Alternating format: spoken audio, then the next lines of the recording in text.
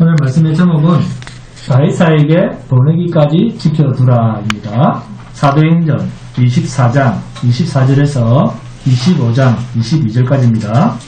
가이사에게 보내기까지 지켜두라. 사도행전 24장 24절부터 25장 22절까지입니다. 다 찾았습니까?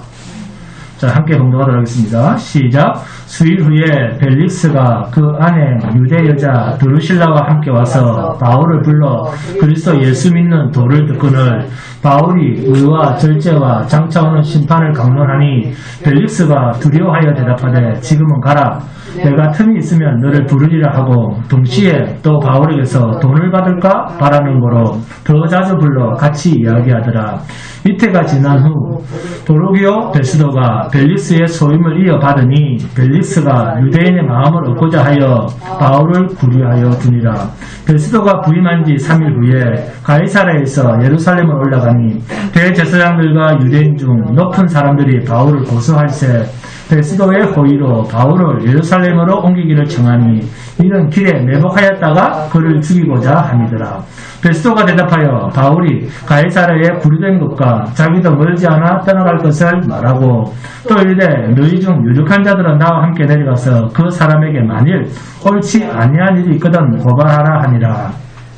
베스도가 그들 가운데서 8일 혹은 11일 지낸 후 가이사라로 내려가서 이튿날 재판자리에 앉고 바울을 데려오라 명하니 그가 나오면 예루살렘에서 내려온 유대인들이 둘러서서 여러가지 중대한 사건으로 고발하되 능히 증거를 대지 못한지라. 바울이 변명하여 이르되 유대인들의 율법이나 성전이나 가이사에게나 내가 도무지 죄를 범하지 아니하였노라 하니 베스도가 유대인의 마음을 얻고자 하여 바울더러 묻되 내가 예루살렘에 올라가서 이 사건에 대하여 내 앞에서 신문을 받으려느냐? 바울이 이르되 내가 가이사의 재판 자리 앞에 섰으니 마땅히 거기서 신문을 받을 것이라. 당신도 잘 아시는 바와 같이 내가 유대인들에게 불의를 행한 일이 없나이다. 만일 내가 불의를 행하여 무슨 죽을 죄를 지었으면 죽기를 사용하지 아니할 것이나 만일 이 사람들이 나를 고발하는 것이 다 사실이 아니면 아무도 나를 그들에게 내줄 수 없나이다. 내가 가이사께 상소하니라 한데 베스도가 베스자들과 상의하고 이르되 내가 가이사에게 상소하였으니 가이사에게 갈 것이라 하니라. 수일 후에 아그리파 왕과 버니게가 베스도에게 문안하러 가이사라에 와서 여러 날을 있더니 베스도가 바울의 일로 왕에게 고하여 이르되 벨릭스가 한 사람을 구류하여 두었는데 내가 예루살렘에 있을 때 유대인의 대제사장들과 장로들이 그를 고소하여 정죄하기를 정하기에 내가 대답하되 무릇 피고가 원고들 앞에서 고소 사건에 대하여 변명할 기회가 있기 전에 내주는 것은 로마 사람의 법이 아니라 하였노라. 그러므로 그들이 나와 함께 여기 오면 내가 지체하지 아니하고 이튿날 재판자리에 앉아 명하여 그 사람을 데려왔으나 원고들에 서서 내가 짐작하는 것 같은 악행의 혐의는 하나도 제시하지 아니하고 오직 자기들의 종교와 또는 예수를 하는 이가 죽은 것을 살아 있다고 바울이 주장하는 그 일에 관한 문제로 고발하는 것뿐이라. 내가 이 일에 대하여 어떻게 심리하는지 몰라서 바울에게 묻되 예루살렘에 올라가서 이 일에 신문을 받으려느냐 한즉 바울은 황제의 재판을 받도록 자기를 지켜주기로 호소하므로 내가 그를 가이사에게 보내기까지 지켜두라 명하였노라 하니 아그리파가 베스도에게 이르되 나도 이 사람의 말을 듣고자 하노라. 베스도가 이르되 내일 들으시리이다 하더라.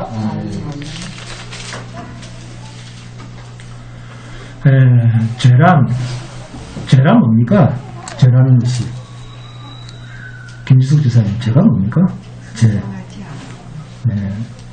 죄란 하나님의 다스림, 하나님의 통치를 받지 않으려는 일체의 행위, 자신이 하나님의 통치에서 벗어나 자기가 하나님이 되는 것, 이게 죄입니다.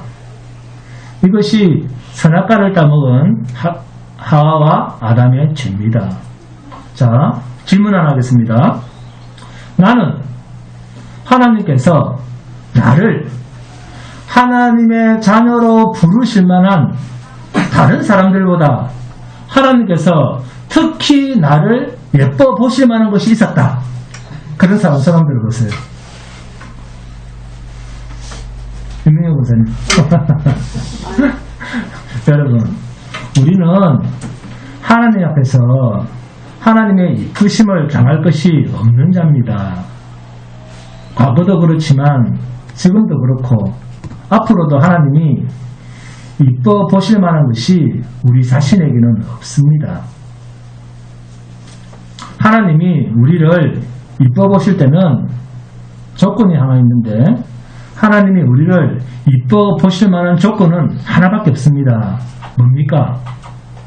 예수 그리스도의 믿음이 네, 그렇습니다. 김일수 집사님. 믿음입니다. 믿음이 없이는 하나님을 기쁘시게 할 수 없나니. 히브리서 11장 6절 말씀입니다. 믿음이 없이는 하나님이 기뻐하실 수가 없습니다. 이 말을 뒤집으면 믿음은 그래서 하나님의 선물이다. 그러면 하나님께서 우리에게 믿음을 주신 목적이 뭘까요?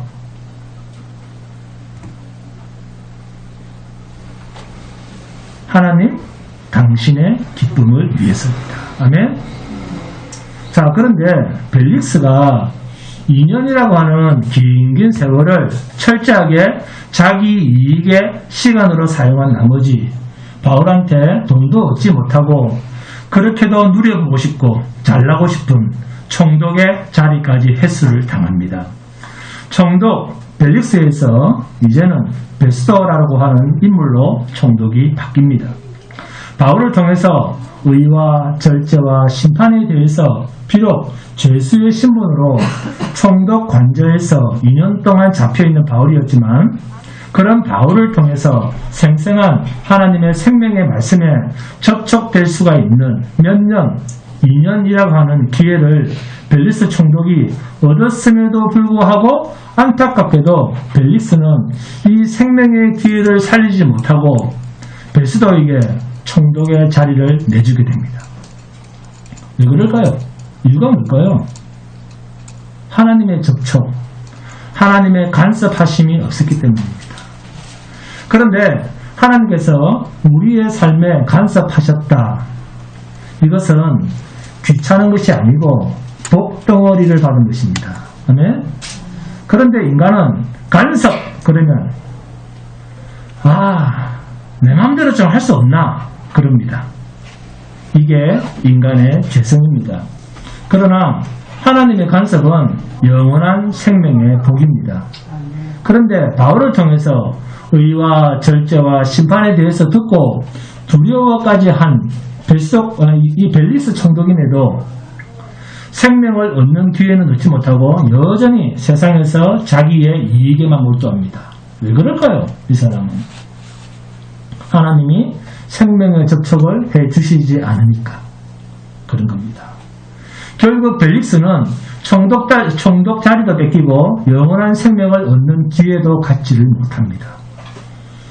여러분도 진리, 생명의 말씀에 대한 긴장감을 늘 가지시기 바랍니다. 벨릭스가 틈만 나면 바울을 불렀는데 그럴 때마다 바울은 의와 절제와 심판에 대해서 거침없이 가르쳐줬습니다. 그럼에도 벨릭스 총독은 바울로부터 어떻게 돈을 받을 수 있을까? 어떻게 하면 돈을 받을 수 없을까? 라고 하는 자기 이익의 기회로 삼으려고 바울을 불렀기 때문에 결국 영원한 생명으로의 접붙임을 얻지 못합니다. 여러분, 우리가 하나님의 말씀을 소홀히 하는 것은 벨릭스와 같은 사탄의 공격을 허용한 것과 같습니다. 최소한 일주일에 한 번 주일 예배는 정말 빠져서는 안 됩니다. 그리고 주일 설교를 일주일 내내 듣고 메모하면서 자기 것으로 만들어야 됩니다. 말씀에 대한 무관심은 저주요, 우리를 넘어지게 하는 사탄의 계략입니다. 사탄이 하는 일은 별다르지 않습니다. 조금씩 다른 모습으로 위장할 뿐입니다. 베스더를 보세요. 본문 1절에서 3절을 보시면 함께 봉독합니다. 1절에서 3절 시작. 베스더가 부임한 지 3일 후에 가이사라에서 예루살렘으로 올라가니 대제사장들과 유대인 중 높은 사람들이 바울을 고소할세 베스더의 호의로 바울을 예루살렘으로 옮기기를 청하니 이는 길에 매복하였다가 그를 죽이고자 함이더라. 아멘. 길에 매복하였다가 그를 죽이고자 함이더라. 여기에 선을 긋기 바랍니다. 자, 길에 매복하였다가 그를 죽이고자 함이더라. 여기에 줄을 긋기 바랍니다. 자, 이 일이 처음입니까? 아니죠. 벨릭스 총독이 있었을 때도 똑같은 계략을 꾸몄죠. 사탄이 하는 일은 늘 이렇게 대동소이합니다. 베스도가 유대 총독으로 부임하자마자 바울을 죽이려고 호시탐탐 기회를 노리던 유대인, 높은 자리에 있는 자들이 벨릭스 당시에 이루지 못했던 그 일을 다시 성사시키기 위해서 새로 부임한 베스도에게 다시 간청하고 있는 내용이 본문 1절에서 3절입니다. 바울을 가이사랴에 있는 총독 관저에 두지 마시고 우리 예루살렘으로 좀 데리고 오세요. 예루살렘에서 재판하자는 게 아닙니다. 가이사랴에서 예루살렘으로 바울을 호송하며 데려오는 도중에 길에서 내복하였다가 바울을 죽여버리겠다는 겁니다. 이 음모는 벨릭스 총독 때도 있었던 겁니다. 그때 바울의 생줄 조카가 알고 벨릭스한테 말해서 다행히 그 암살 음모가 수포로 돌아갔습니다. 그런데 2년 후 총독이 베스도로 바뀌자 똑같은 음모를 또 꾸미지 않습니까? 이게 마귀입니다. 사탄이 하는 짓입니다. 사람 뒤에 사는 이 일이 마귀의 일입니다. 이걸 볼 수 있어야 됩니다. 그런데 8절에 보니까 바울이 변명하여 이르되 유대인의 율법이나 성전이나 가이사에게나 내가 도무지 죄를 범하지 아니하였노라 하니 총독 베스도도 바울은 죄가 없다는 것을 알고 있다는 겁니다. 어떻게 합니까? 사도행전 25장 17절 18절입니다. 함께 봉독합니다. 사도행전 25장 17절 18절입니다. 시작. 그러므로 그들이 나와 함께 여기 오매 내가 지체하지 아니하고 이튿날 재판자리에 앉아 명하여 그 사람을 데려왔으나 원고들이 서서 내가 짐작하던 것 같은 악행의 혐의는 하나도 제시하지 아니하고 그만. 자, 내가 짐작하던 것 같은 악행의 혐의가 있다 없다? 없다라고 베스도 총독이 황제 가이사에게 그대로 보고서를 올리고 있지 않습니까? 베스도 총독도 바울에게 혐의가 없다는 사실을 알고 있습니다. 그러면 지금 바울이 총독 관제에 잡혀있는 것은 무엇 때문입니까? 혐의도 없는데 왜 잡혀있죠? 유대인들의 모함 때문입니까? 왜 잡혀있어요?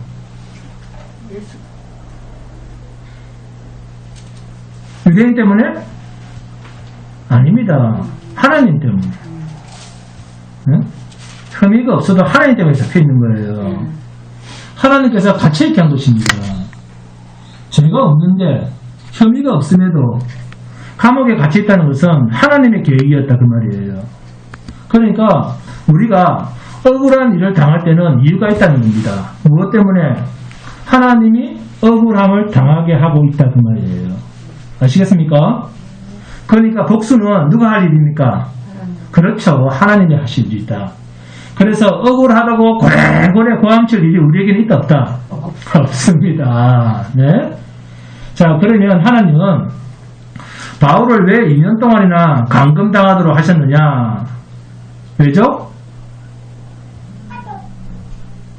로마 황제 앞에 바울을 세우시려고. 이방의 왕 앞에 그리스도 예수를 증거하게 하기 위해서 하나님은 아무 죄도 없는 바울을 2년간이나 총독 관저에 머물게 해서 그를 하나님의 계획대로 붙잡고 쓰시는 겁니다. 베스도 총독까지도 바울은 죄가 없음을 가이사 황제에게 보내면서 보고서까지 쓰고 있습니다. 그러면 죄도 없는 사람을 총독 베스도는 어떻게 해야 됩니까? 가이사에게 보내야 됩니까?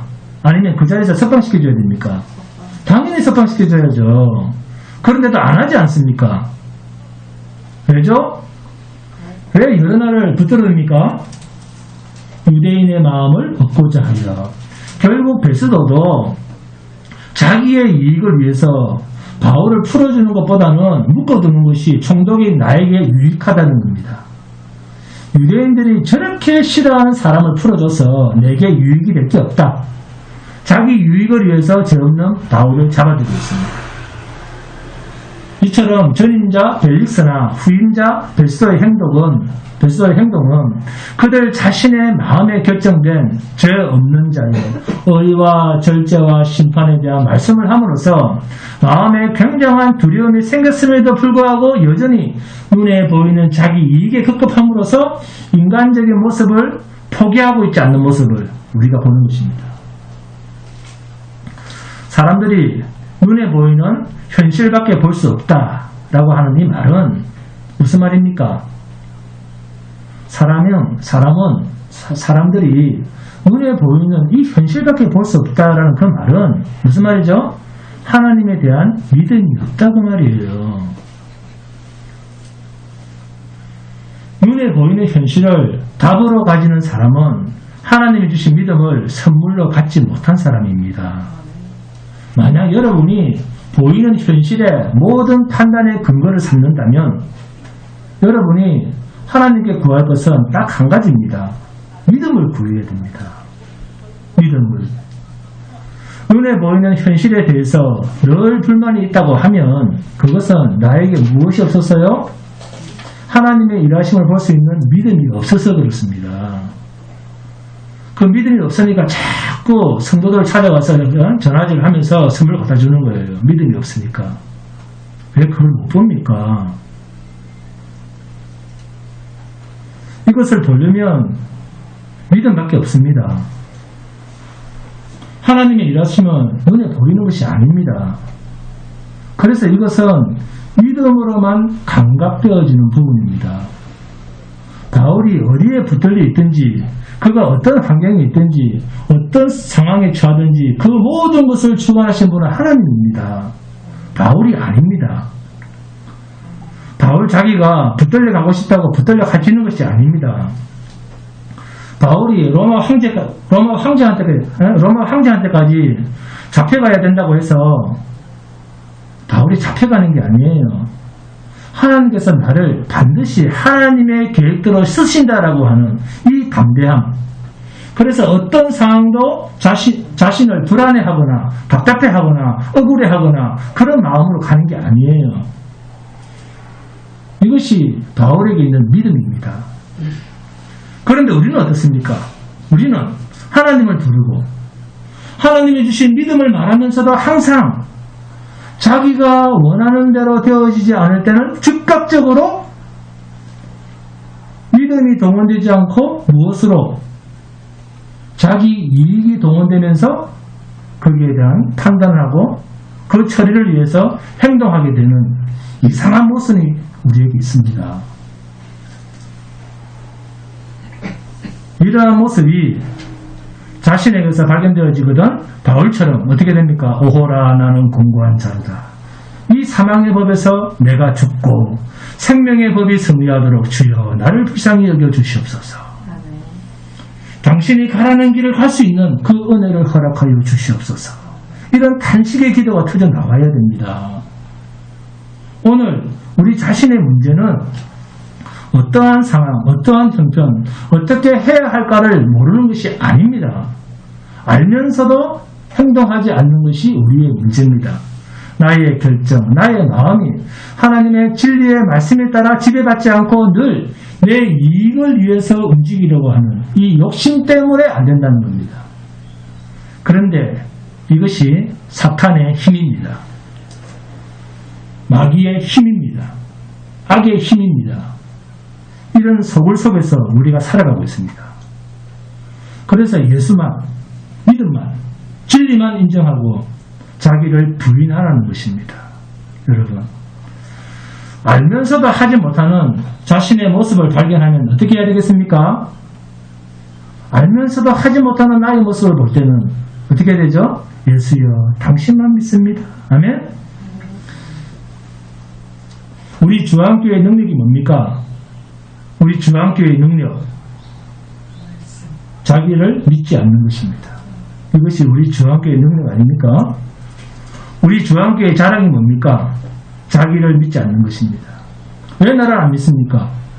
진리가 나를 고발했는데 내가 어떤 자라고 하는 것을 진리가 고발을 했는데 그러면 내게는 무엇이 없다? 선한 것이 없다.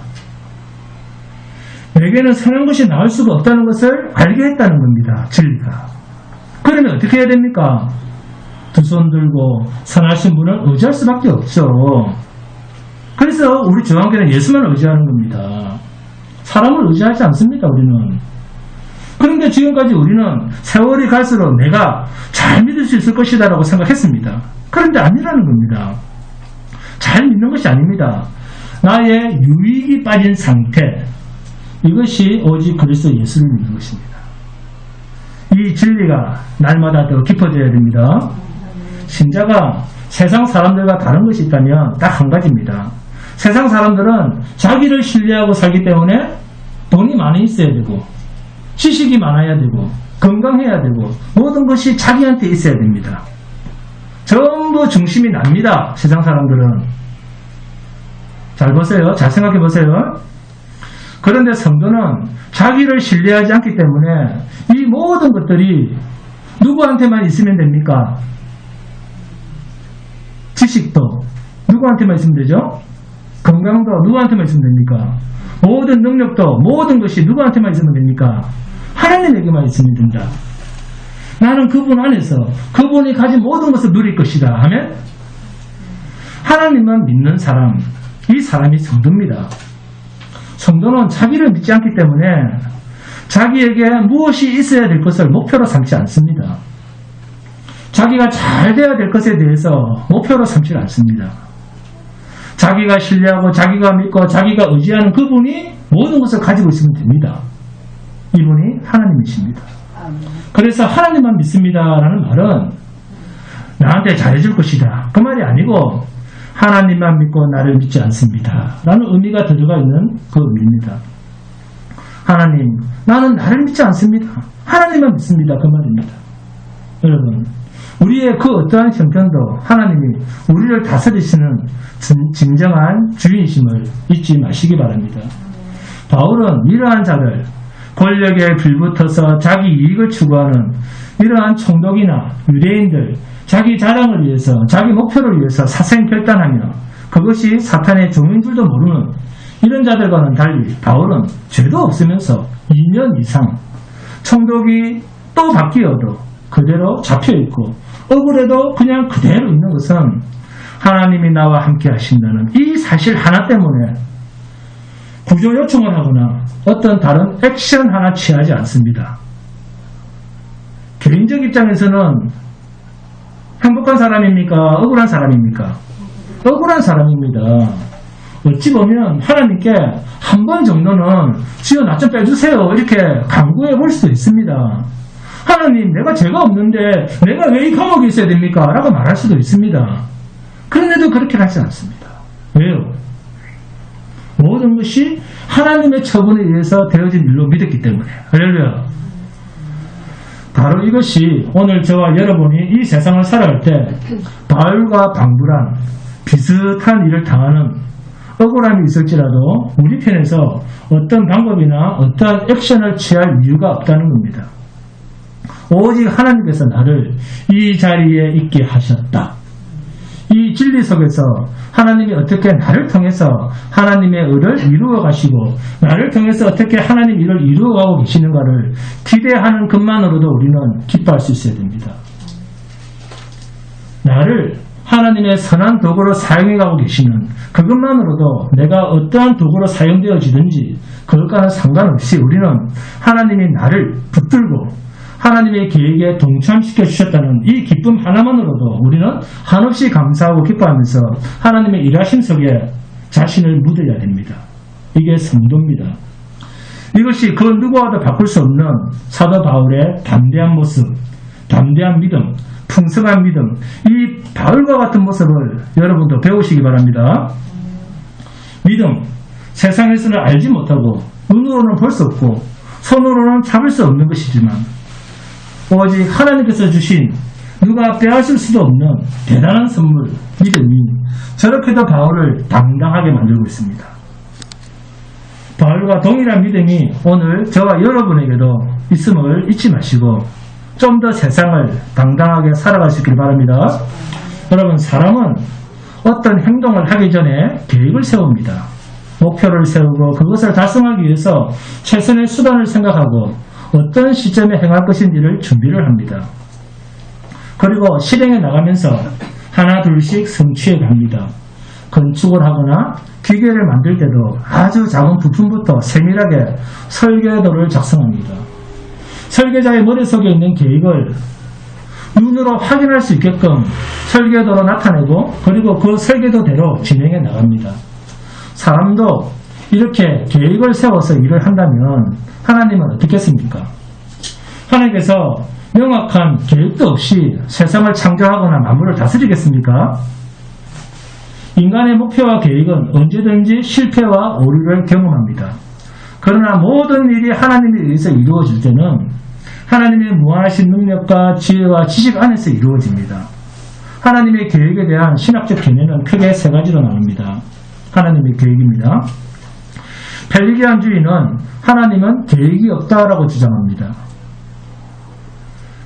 알미니안주의는 하나님은 대략적인 계획은 있지만 특정적인 계획은 없다 이렇게 말합니다. 우리 계획주의는 하나님은 모든 시대의 모든 사건을 포함하는 특정적 계획을 갖고 계신다 이렇게 주장합니다. 만약 하나님이 대략적으로만 정하시고 세세한 것들은 특정적으로 정하지 않으셨다면 하나님은 자연계와 인간계에 발생하는 복잡한 일들이 벌어질 때마다 자신이 정한 그 대략적인 일을 이루시기 위해서 부단히 새로운 계획을 세워야 됩니다. 또는 그때마다 임기응변식으로 계속 자신의 계획을 변경하거나 수정하기에 바쁠 겁니다. 그러면 미래에 대해서 전혀 알 수 없는 하나님이 되고 맙니다. 성경에는 전지전능하신 하나님이시다라고 말씀합니다. 예수 그리스도의 십자가 사건은 우리가 성경을 통해서 확실히 아는 것처럼 영원전, 창세전 하나님의 계획 속에 정확하고도 필연적인 계획을 갖고 일어난 사건입니다. 사도행전 2장 23절에서 베드로가 설교할 때 하나님께서 정하신 뜻과 미리 아신 대로 하나님이 내어준 바 되었다라고 말씀합니다. 또 사도행전 4장 28절에서는 베드로와 요한이 백성들과 유대인들 앞에서 말하기를 하나님의 권능과 그 뜻대로 이루려고 예정하신 그것을 행하기 위해 이 성에 모였다라고 담대하게 말합니다. 십자가의 사건은 아담의 타락으로 인해서 하나님이 실패한 후에 임시로 고아내는 방법이 아닙니다. 하나님이 예정하신 목적대로 그리스도 안에서라는 수단을 통해서 하나님이 정하신 때가 참에 이루어진 일입니다.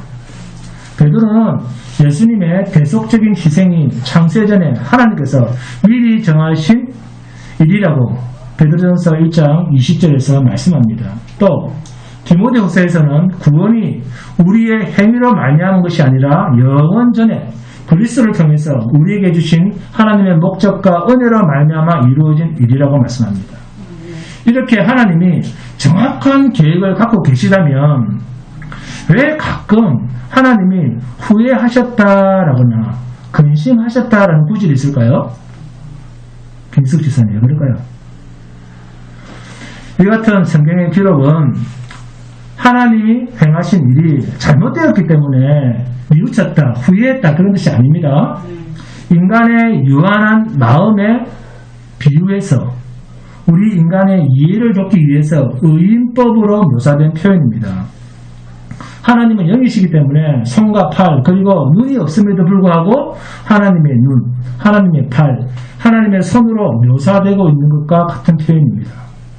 민수기 23장 19절과 사무엘상 15장 29절을 보시면 하나님은 사람이 아니시니 시건치 않으시고 후회가 없도다. 변개함이 없으시다라고 말씀합니다. 이 구절을 통해서 하나님의 계획, 하나님의 행하심에는 후회하심이 없고 헛된 것도 없다라는 것을 우리가 알 수 있습니다. 성경은 하나님이 계획하신다고 말씀합니다. 우발적으로 일어나는 사소한 일들까지 다 포함되는 말입니다. 베드로가 예수님을 부인할 때 잘 생각해 보세요. 베드로가 예수님을 부인할 때 닭이 우는 횟수까지도 정확하게 말씀하시는 그 예수님을 생각해 보세요. 또 사람이 제비를 먹지만 그 일의 작정은 여호와께 달려있다 이렇게 말씀합니다. 하나님의 계획은 우리 오늘 그 윤명현 고사님 대표 기도 때도 있었죠. 하나님의 계획은 사람이 행하는 모든 미래의 행동까지 다 포함됩니다. 성경의 모든 예언의 말씀은 미래에 일어날 일들이 미리 정한 바 되었음을 선포한 말입니다. 만약 하나님의 계획이 부정확하다면, 자꾸 틀린다면, 시시때때로 변한다면 하나님은 신실하신 하나님이 아닙니다. 그러나 하나님은 정확하시고 불변하시고 영원하신 작정으로 모든 일을 계획하셨고 그 일들을 반드시 이루십니다. 사람과는 다른 청량할 수 없는 지혜와 권능의 하나님께서 모든 일을 계획하시고 선하게 이루신다라는 이 사실을 성경의 가르침을 통해서 우리가 깨달을 때 우리들의 삶에 이보다 더 큰 만족과 기쁨과 안심은 없습니다. 하나님의 계획에 대한 깊은 믿음이 있으시길 바랍니다. 베스도가 유대 종교 지도자들에게 호의를 얻고 바울에게 묻습니다. 사도행전 25장 9절입니다. 베스도가 유대인의 마음을 얻고자 하여 바울더러 묻되 내가 예루살렘에 올라가서 이 사건에 대하여 내 앞에서 신문을 받으려느냐? 그러자 사도 바울이 나는 가이사의 법정에 서기를 원하였나니 마땅히 내가 거기서 재판을 받아야 됩니다. 사도 바울의 입장은 확고합니다. 바울은 오로지 가이사의 법정에 서기를 원합니다. 이것은 하나님의 뜻이기도 합니다. 왜요? 이미 하나님께서 그것을 계시하셨기 때문에. 그리고 사도 바울은 그 계시를 따라 로마 법정에서 복음을 증거하고자 했습니다. 오히려 바울은 로마로 들어가서 죽고자 했습니다. 바울은 이미 생명을 각오했습니다. 예루살렘에서 죽는 것은 하나님의 뜻이 아니었습니다. 그래서 사도 바울은 가이사의 법정에 서고자 했습니다. 사도 바울이 가이사의 법정에 서서 복음을 전파하고 대략 300년 후에 로마 제국은 기독교 국가가 됩니다. 아시겠습니까? 사도 바울의 복음은 로마 제국의 종교법이 됩니다. 나중에 하나님께서 섭리 가운데 사도 바울을 로마로 들이시는 이유가 여기 있습니다. 다른 어떤 지역보다 로마는 하나님의 복음을 편만하게 전하는 데 유리한 교두보입니다. 사도 바울의 요청대로 바울은 로마 법정에서 이제 서게 됩니다. 사도 바울이 로마 법정에 서게 되는 사건은 복음의 역사에서 크나큰 진전입니다. 사도 바울이 당대 최고의 제국 수도라고 할 수 있는 로마 법정에 서서 복음을 증거할 기회가 생겼다는 것은 복음은 어느 한 지역 또는 지역적인 복음이 아니라 하나님의 복음은 온 인류가 들어야 할 하나님의 말씀이다라고 하는 선포이기도 합니다. 사도행전 25장 19절입니다. 함께 봉독합니다. 사도행전 25장 19절 시작. 오직 자기들의 종교와 또는 예수라 하는 이가 죽은 것을 살아있다고 바울이 주장하는 그 일에 관한 문제로 고발하는 것뿐이라. 총독 베스도가 한 말입니다. 베스도 입장에서는 복음의 싸움을 하고 있고 진리의 싸움을 하고 있는 이 모습이 자신이 볼 땐 별것 아니라는 겁니다. 네? 총독 베스도 자기 상식으로 볼 땐 사람이 부활했다, 다시 살아났다, 그런 거는 있을 수도 있는 일이지, 그런 겁니다. 그래서 그게 뭐가 큰 문제인데 살아났다 네? 그러든 죽었다 그러든 그게 내가 살아가는 데 있어서 그게 뭐가 중요하냐는 겁니다. 그리고 유대인, 너희가 믿는 종교가 있듯이 우리도 로마 사람들이 믿는 태양신이 있어. 종교가 있는데 무슨 그런 하찮은 일을 가지고 사람을 죽이니 살리니 그렇게까지 할 필요가 뭐냐는 겁니다. 그 정도로 가벼운 일로 갔다는 겁니다. 지금 세상 사람들의 입장이죠, 이게. 총독 베스도 입장에서는 참 별것 아닌 일로 비슷한 사촌들끼리 싸우고 있네. 그 정도로 집안 싸움 정도로 갔다는 겁니다. 그래서 자신들과는 아무 상관이 없다는 겁니다. 과연 별일 아닐까요? 지금 바울이 유대인의 공격을 당하고 있는 이 문제, 죽었던 예수가 다시 살아났다는 이 문제가 총독 베스도의 말처럼 정말 별일 아닙니까? 유대인들이 자기들의 종교와 예수가 부활했다는 이 종교와의 다툼이 과연 세상 사람들이 보는 것처럼 정말로 우리가 보기에도 별것 아닌 문제로 그렇게 봐야 되는가 그 말입니다. 결코 별것 아닌 게 아닙니다. 우리에게는 이게 전부입니다. 여러분, 지하도나 학교 위에서 전철 안에서 구걸하는 사람들 보시면 솔직히 어떤 마음이 듭니까? 김수숙 교수님, 어떤 마음이 들죠? 그렇죠. 불쌍하다는 마음이 들죠. 그런데 그 사람들 왜 불쌍합니까? 김민숙 교사님이 생각하시는 불쌍하다는 기준이 뭡니까? 가진 것이 없어서. 그렇죠. 우선 내보다 덜 가졌다는 거죠. 불쌍함의 그 기준이 소유 문제입니다. 나보다 소유가 적다는 겁니다. 틀린 말은 아닙니다. 그러나 문제는, 그런데 자꾸 길들여지게 되면 진짜 성경에서 말하는 불쌍하다라고 하는 그 기준이 흐려진다고 말이에요. 희석, 진리가 되지 못하게 무엇을 섞어서 허옇게 물을 태워놓은 말이 됩니다. 성경은 무엇을, 어떤 자를 불쌍하다 하는지 찾아보겠습니다. 고린도전서 봅니다. 고린도전서 15장 19절입니다. 함께 공부합니다. 고린도전서 15장 19절입니다.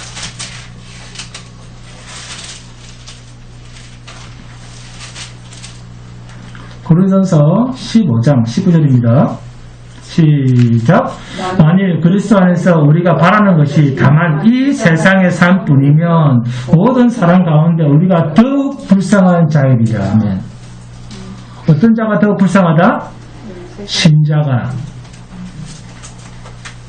눈에 보이는 이 세상, 이 육체가 깨어지기 전, 죽음에 이르기 전에 존재하고 있는 이 세상에 대한 소망으로 가득 차 있으면 그 사람이야말로 가장 불쌍한 존재라는 겁니다. 예수를 믿고 하나님의 백성이라고 말을 하면서도 눈에 보이는 육체가 깨어지기 전에 존재하고 있는 이 세상에 대한 소망으로 가득 차 있는 자가 있다고 한다면, 이 세상에 대한 소망으로만 가득 차 있는 자가 있다면 그 사람이야말로 가장 불쌍한 자다. 이게 성경에 말씀하는 불쌍한 자입니다. 그런데도 우리는 성공의 모든 판단 기준을 보이는 것의 기준을 두고 있습니다. 하나님의 부르심이 있느냐, 진리가 있느냐. 네? 저 목사는 하나님의 부르심의 흔적이 있는가, 말씀이 있는가, 저 교회는 진리가 있는가. 그게 교회 선정의 기준, 담임 목사 선정의 기준이 아니라 내 마음이 드느냐 안 드느냐, 건물이 크냐, 사람이 많냐, 돈이 많냐. 신자든 불신자든 거의 전부가 이게 기준입니다. 그러나 성도는 나와 하나님이 함께 하시는가 아닌가, 저 사람 안에 하나님이 있는가 없는가, 예수, 영생의 진리를 판단을 해야 됩니다. 아멘? 그리고 세상의 모든 인간은 실패자입니다. 왜요? 왜 세상의 모든 사람은 실패자입니까? 죽으니까 그렇습니다. 가장 비참한 실패는 죽음입니다. 사업은 실패해도 사람은 살아있습니다. 죽지만 않는다면 다시 일어설 수도 있습니다. 그런데 우리한테는 죽음이 늘 기다리고 있습니다. 그럼에도 사람들은 영원한 생명에 대한 관심보다는 세상에서의 돈, 부자, 명예, 그런 성공의 노예가 되어 있습니다. 그러나 아무리 해도, 아무리 열심히 살아도 이 죽음을 해결할 방법이 없는데, 왜 죽을 수밖에 없는 자신의 처지를 생각하지 않고, 왜 죽음을 해결할 방법, 죽음을 해결할 성공을 추구하지 않고 뻔히 죽을 건데도 눈에 보이는 세상 것만 자꾸 자신에게 담으려고 할까요? 세상 거 평생 담고 담아도 담은 그릇은 또 깨지는데, 내가 세상 성공을 다 담았다고 해도 내 육신이 깨지면 남는 것은 다 끝입니다. 그래서 정말로 성공을 추구하는 자는 이 죽음의 문제를 우선 해결하려고 합니다. 죽음의 문제는 세상 것을 다 모은다고 해결되는 것이 아닙니다. 하늘의 것이 내려와야지 이 죽음의 문제가 해결이 됩니다. 이 문제를 바울이 가지고 있습니다. 그래서 죽었다가 살아나신 분 예수를 바울은 자신의 죽음 앞에서도 자기가 죽는 것이 두려운 것이 아니라 죽었다가 다시 살아나신 분을 같은 유대인들 앞에 증거하지 않고서는 견딜 수 없어 하는 겁니다. 왜요? 예수를 얻는 것이 진정한 성공이기 때문에. 아멘? 과연 성도에게 가장 중요한 것이 무엇인가? 신자에서 가장 불쌍한 것은 이 죽음의 문제를 해결하지 않고 눈에 보이는 이 세상 것을 추구하는 것, 이보다 더 불쌍한 것은 없습니다. 성도에게는 예수 그리스도의 죽으심과 부활하심은 죽음의 문제를 뛰어넘고 생명의 문제를 뛰어넘는 하나님의 영광입니다. 그런데 이것을 세상은 너무 쉽게 무시합니다. 왜요? 세상은 눈에 보이는 이 생밖에는 볼 눈이 없으니까. 그러나 우리는 예수님의 살아나심과 부활하심에 왜 목을 달아내는가? 그것은 세상의 그 어떤 일보다 중요한 일이기 때문에, 세상이 보지 못하는 믿음의 눈을 가졌기 때문입니다. 여러분, 예수 그리스도의 십자가 구속에 은혜가 없는 인생을 생각해 보신 적 있습니까? 예수의 은혜가 없는 자, 그 자들의 인생을 생각해 보신 적 있습니까? 예수 그리스도의 십자가 구속에 은혜가 없는 그분들의 인생을 생각해 보신 적 있습니까? 우리의 생사 문제보다 더 중요한 것은 주님이 우리와 함께 하시는 것입니다. 이것이 우리의 생사 문제보다 더 중요한 것입니다. 내가 죽고 사는 것보다 더 중요한 것은 주님이 나와 함께 하시는 이 사실입니다. 네? 주님이 없는 삶보다 더 비참한 인생은 없습니다. 예수님이 없다, 이 말은 내일이 없는 사람이다, 그 말이에요. 그래서 구걸하는 사람이 불쌍한 게 아닙니다. 예수 없는 사람이 제일 불쌍한 사람이에요. 네? 그래서 성도가 죽어서 부활이 없다면 제일 불쌍한 자가 될 것이다, 그 말이에요. 네? 철저하게 예수입니다. 네? 예수님이 없다, 이것은 내일이 없다라는 말과 같습니다. 성도가 내일에 대한 소망을 가지는 것은 철저하게 예수님 때문입니다. 왜 세상 사람들이 이 생 오늘만 전부로 보느냐? 그들은 내일이 없거든요. 그러니까 오늘이 전부인 거예요, 그 사람들은. 이 비밀을 여러분이 아셔야 됩니다. 예수님이 있으면 내일도 있습니다. 근데 그 내일은 영원한 내일입니다. 아멘? 얼마나 멋있습니까? 예수님이 계시고 안 계시고가 이만큼 중요합니다. 예수님으로 영혼의 문제가 결정납니다. 우리에게 무엇이 있습니까? 예수님이 있고 영생이 있고 진리가 있습니다. 할렐루야. 그러기에 우리는 이것이 복의 인생이라고 생각하지 않고 자꾸만 눈에 보이는 썩어질 이 세상에 견눈질을 합니다. 그런데 성도는 항상 자기에게 진리가 왕노릇하게 해야 됩니다.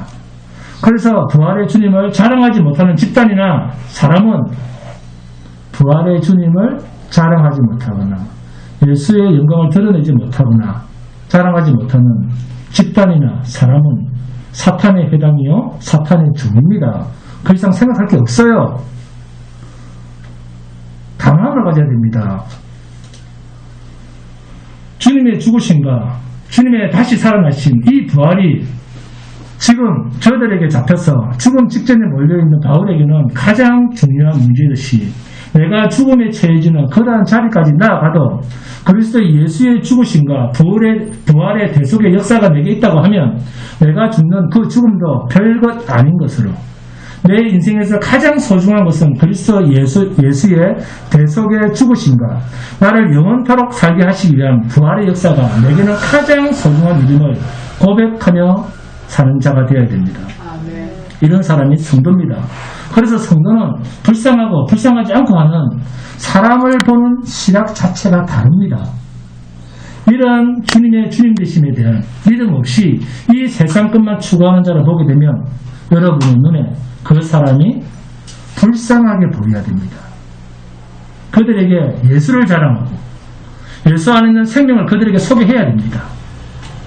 예수 없는 자들을 대할 때 이 불쌍함의 기준이 저와 여러분이 앞으로 살아가야 될 우리 인생의 유일한 기준임을 알고 범사의 이 불쌍함의 기준으로 만민에게 복음을 전하는 복된 여러분이 되시기를 주님의 이름으로 축원드립니다.